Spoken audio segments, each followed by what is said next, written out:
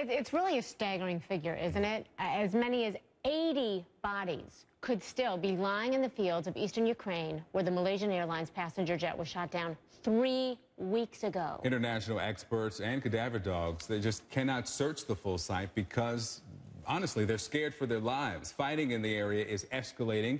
Ukraine's military is picking up its offensive to take back territory from the pro-Russian rebels there. And according to NATO, about 20,000 troops are now spread across the area. That's almost double the number that was there just a week ago.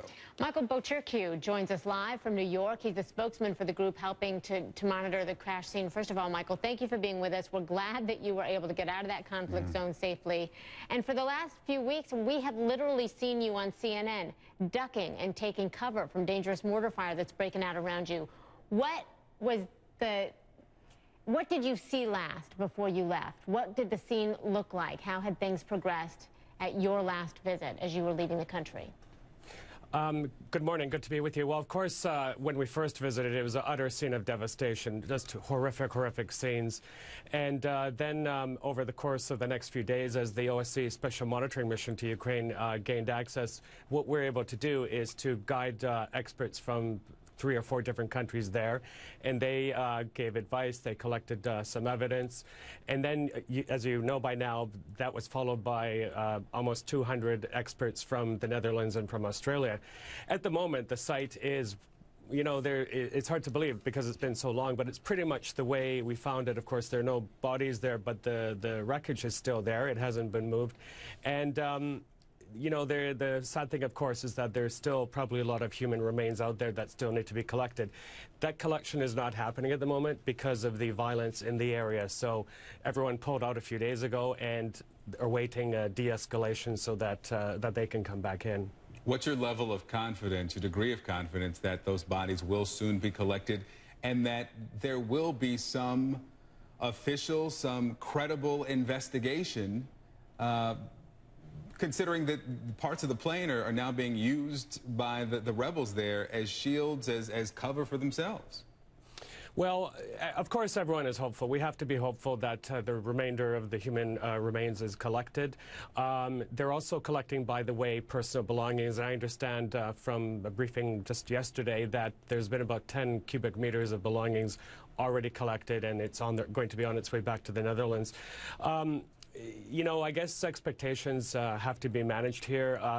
There were, you can see from the photos, parts of the impact area that had a lot of burning and high temperatures, in fact, up to 1600 Celsius. So anything that was there, the wings melted, parts of the aircraft just vaporized. So that could, you know, have an effect, too, on whether they can find remains. So it's a very difficult and tragic process. Sniffer dogs were brought in as well. That helped, but you really need that critical mass of people and freedom of access for the remainder of the operation to happen. So, Michael, other than the most important task of getting those bodies returned to the families, do you feel confident that you have enough information from this investigation, from the other things that you collected, to try to make some determinations?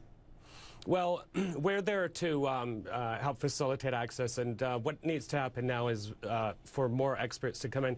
Right now, what we've had, we're kind of in an in-between phase right now. The humanitarian part of the recovery effort is almost completed, and then that investigative part will really kick in. And I know there's a lot of really qualified experts from the Netherlands, Australia, Malaysia, and elsewhere in Kiev right now, gathering as much evidence as they can.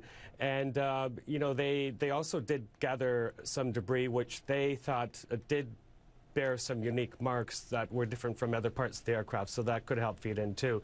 But again, the longer that wreckage is out there, the more vulnerable it is to natural and man-made factors. And, you know, investigators do have to get in there as soon as possible. All right, Michael Bocherkiw, thank you so much for joining us. We know that you would be back there doing the work that you hope to do soon if you could, but we're glad that you're back here and safe. Thank you. Thank you.